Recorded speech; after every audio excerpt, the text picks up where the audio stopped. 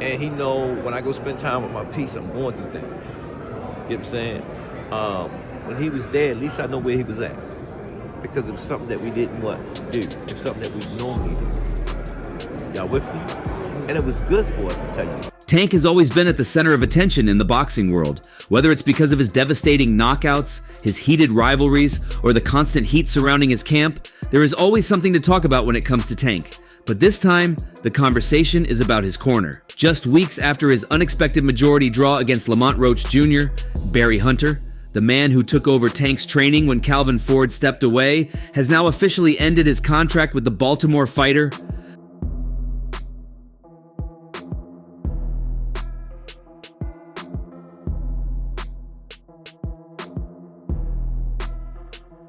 The timeline of events leading to this moment is just as important as the outcome itself. Calvin Ford, Tank's longtime trainer, took a break before the Roach fight. Ford had been the mastermind behind Tank's rise to the top, guiding him from his early days as an amateur into one of the most feared knockout artists in the sport. With Ford stepping aside temporarily, Barry Hunter took over. Hunter had been around Tank's camp before, but had never been the lead trainer in a major fight. I could have definitely did more. Just a lot going on. But again, it was myself, you know. But you gotta go to the gym and, you know, get back to the drawing board and, you know, train a little harder. Despite the change, Tank's team remained confident before the fight, assuring fans and analysts that nothing was different. They claimed Tank was still sharp, still dangerous, and more than ready to put on a show. The general consensus was that Lamont Roach Jr. would be another name on Tank's highlight reel. Roach, a skilled and tough fighter, was never seen as someone who could truly test Tank's dominance. And I hope they don't rob scorecards. They said majority draw. They cheated Roach. Roach got robbed, and everybody knows it. Rematch right away. However, when the bell rang, the fight told a completely different story. From the opening rounds, Roach was not just surviving, he was thriving. He was landing clean shots, keeping up with Tank's pace, and most importantly, refusing to be intimidated. Tank, on the other hand, looked hesitant and lacked the explosiveness that had made him such a feared fighter. As the rounds went on, it became clear that this was not the Tank Davis fans were used to seeing. Do you think Tank gets a lot of criticism for not knocking Lamont out and Lamont not being a big name, so they overblow it? I think so, yeah, and I feel like people just don't like Tank to a point where any little thing, just because he ain't knock him out, he probably feel as though that he lost and he didn't, or it was a draw. You know, I feel like Tank was doing a lot of smart things in the beginning, moving a little bit too much, but I feel like he was. One of the defining moments of the fight came in the 9th round when Tank shockingly took a knee, complaining about irritation in his eye. The referee allowed him time to recover, but by then, the momentum had fully swung in Roach's favor. The later rounds saw Roach continuing to press forward while Tank struggled to find the knockout punch he had built his career on. By the final bell, it was clear that this was not the dominant performance many had expected from Tank. When the scorecards were read, the result was a majority draw. One judge had Tank winning, but the other two scored it even. The boxing world was stunned. This was supposed to be an easy win, a stay-busy fight, a performance that would set up a bigger showdown later in the year. Instead, Tank had barely escaped with a draw. I must ain't do it enough. Can you describe what the feeling was like in the ring? And was it to get the towel out, to get the burn out of your eyes, or what was going on? I didn't want to get caught. While my eyes was burning. And you know, like, Barry Hunter wasted no time addressing the situation. In the post-fight interview, he didn't sugarcoat his thoughts. He stated that Tank had lost focus during the fight. It was a harsh critique, but one that quickly gained traction. Tank had never looked this unfocused before. He had fought through adversity in the past, had dealt with bigger punchers, slicker boxers, and tougher opponents. Yet, in the one fight where Calvin Ford wasn't in his corner, Tank suddenly found himself struggling against a fighter many considered to be a level below him. Tank Davis is these days kind of averaging one fight a year, which is a shame. He wants to have 3 more fights and then retire by the end of 2025. Does he get 3 fights? The fallout was immediate. Fans and analysts dissected every moment of the fight, looking for an explanation. Some blamed Tank's training camp, others speculated that he had taken Roach lightly, and many pointed directly at Barry Hunter. The question of whether or not Hunter had prepared Tank properly became the central debate. Now, Barry Hunter has officially cut ties with Tank. While he has not elaborated on the decision beyond his comments on Tank's lack of focus, the implications are clear. The partnership did not work, and Hunter is moving on. With Hunter gone, Tank is now actively looking to reunite with Calvin Ford. Shakur, tell us something, bro. Like, what did you think about the decision? I ain't gonna shit on him. Okay. We still gotta see each other. He say he wanna fight me, so we gonna fight. But what do you think about the decision? I told him I won. You told him on one. Got you. I'll talk to you later, Shakur. Good looking. Sources close to the situation say that Tank has already reached out, eager to get Ford back in his corner for a planned return fight in May. Ford has remained silent on the matter, but given his history with Tank, it's highly likely he will return. The bond between them is not just that of a fighter and trainer, it is something deeper. Ford has been Tank's mentor, his guiding force, and the man who understands his fighting style better than anyone. If there is any chance of Tank returning to his dominant form, it will be with Ford in his corner. Despite the planned reunion, the damage from the Roach fight has already been done.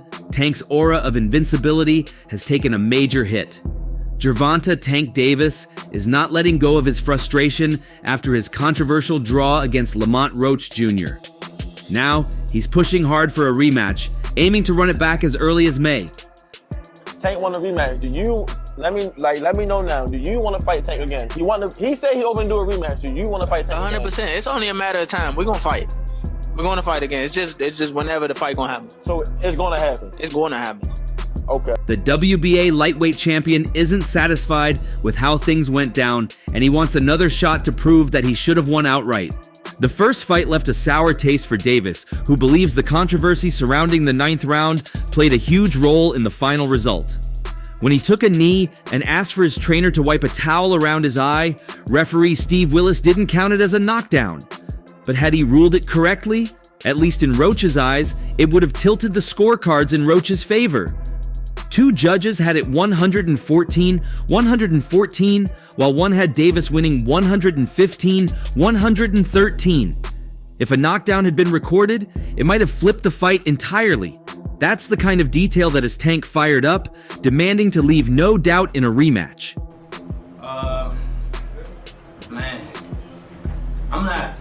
Honestly, I thought I should have won without that being counted a knockdown. Look, I ain't the ref. I ain't really, you know what I'm saying? Like, if he had to wipe sweat out his eye, he had to wipe sweat out his eye. But the rules do state, if you voluntarily take a knee, then that's an automatic 8 count. After letting things settle for a few days, Tank hopped on social media to let everyone know he was pushing for the rematch.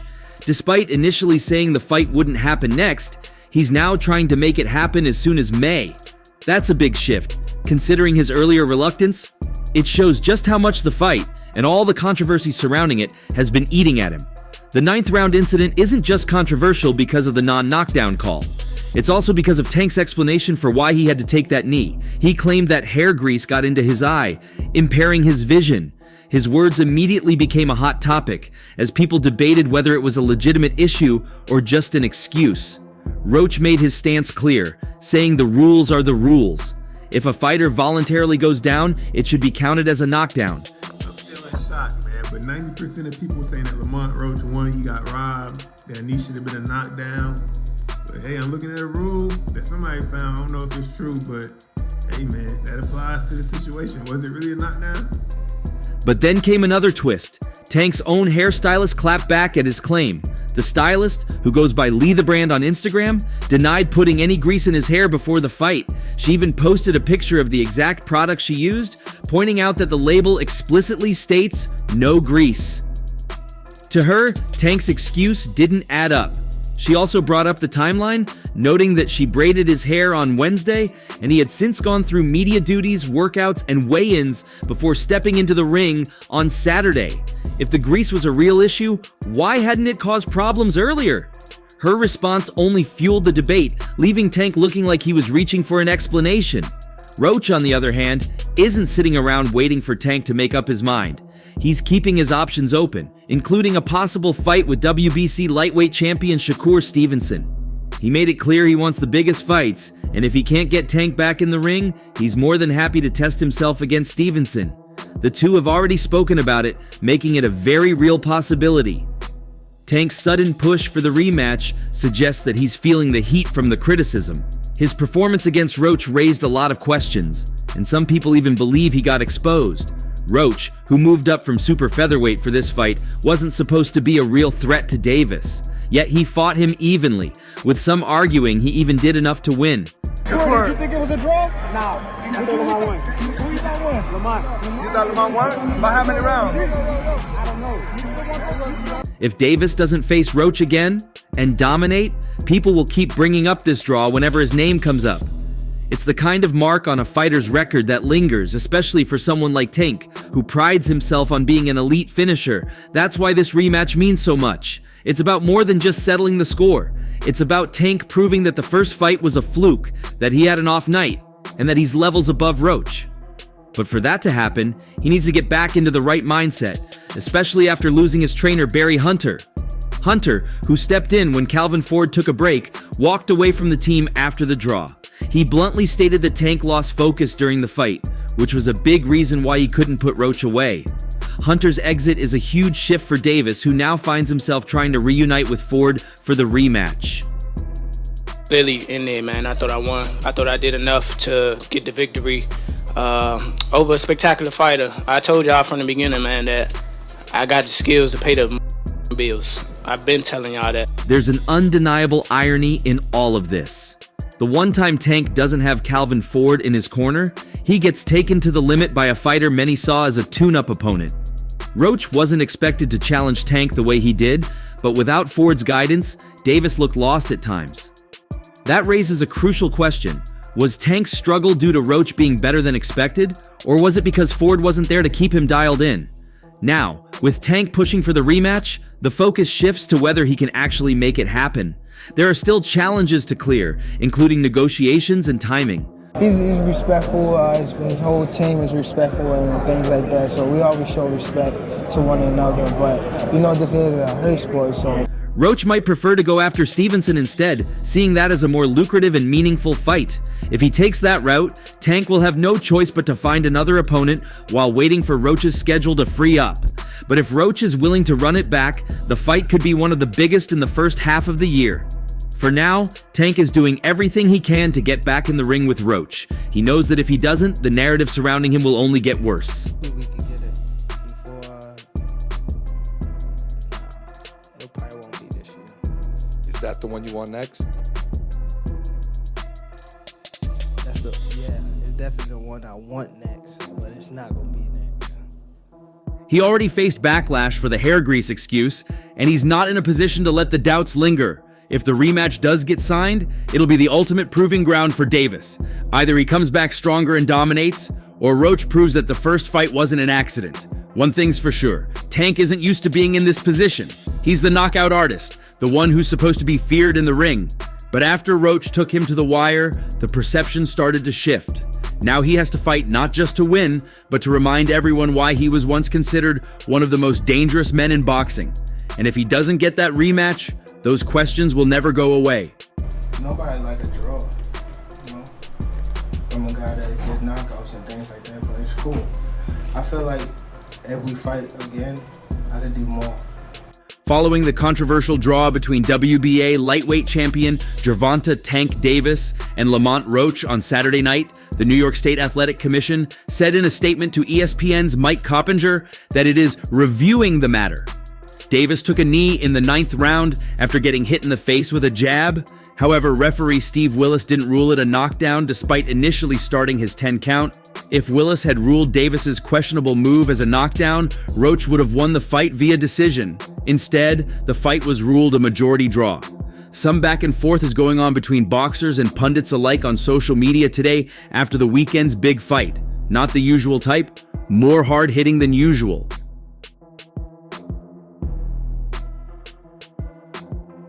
It is claimed by Lamont Roach and others that the fight at the weekend may get changed from a draw to a win in favor of Roach, who said, "Word round the block, y'all 5 fight finna be 30. 1 not 30-01.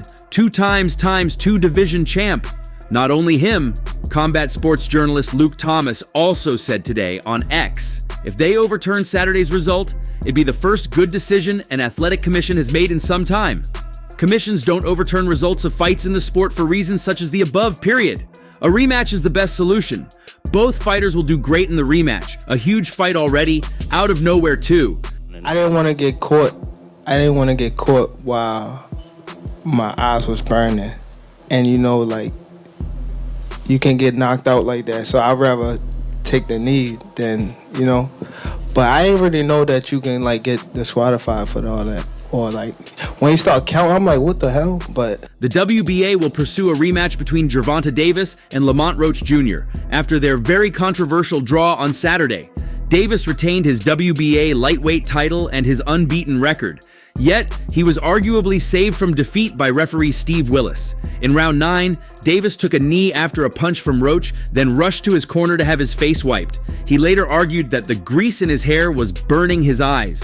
And while Willis lectured Davis in the moment, the official awarded no knockdown to Roach, nor did the judges. A knockdown could have meant a 10-8 round in Roach's favor on all 3 scorecards, or 9-9, given Davis's success elsewhere in the frame, securing Roach victory over Tank in Brooklyn. The knockdown, what happened? I just got my hair done 2 days ago, and she put grease in my shit, so the shit was like, you know, like when you sweating and things like that, and the grease come in my face, it burns. I think there's no doubt about having a rematch on this, WBA President Gilberto Mendoza told The Ring. I think this supersedes the public perception of boxing involved here with a huge star for the sport, and we need to send a strong message out there. It was a very controversial night. Maybe Willis saw a competitive fight. Maybe he saw it wasn't a punch, but how can you understand how he put the knee on the canvas? Mendoza was referring to the fact that Davis's decision to take a knee did not come immediately after Roach landed his punch. You think he'll ever fight you? Lamont or Tank? Nah, Tank. Yeah, I think he don't got no choice. I think that tonight was a wake-up call for him, and he probably gonna try to go train harder. Now Davis is making moves behind the scenes, pushing harder for the rematch to be set for May. He isn't just talking about it on X, he's pressing his team to make it happen. He wants the chance to prove the first fight was a fluke, that Roach wasn't really on his level. But the controversy surrounding the first fight has only made Roach more determined. He isn't looking at Davis like an unbeatable star anymore. He smelled blood in Brooklyn, and now he wants to finish what he started. Roach has remained vocal, calling for the rematch himself. He doesn't just want it, he feels he deserves it. He knows that if that 9th round knockdown had been counted, he would have been declared the winner. He believes Tank got away with one.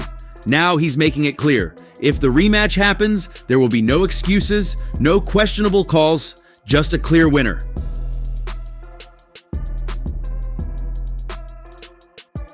Davis, however, is still trying to downplay Roach's performance, saying the fight would have never been close if not for the hair grease incident. But at the same time, he's the one demanding the rematch.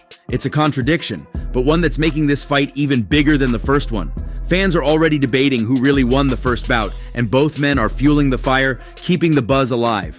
Behind the scenes, negotiations are already underway. The promoters know they have a goldmine in this rematch. The controversy has turned Roach into an even bigger name overnight, and Tank has something to prove.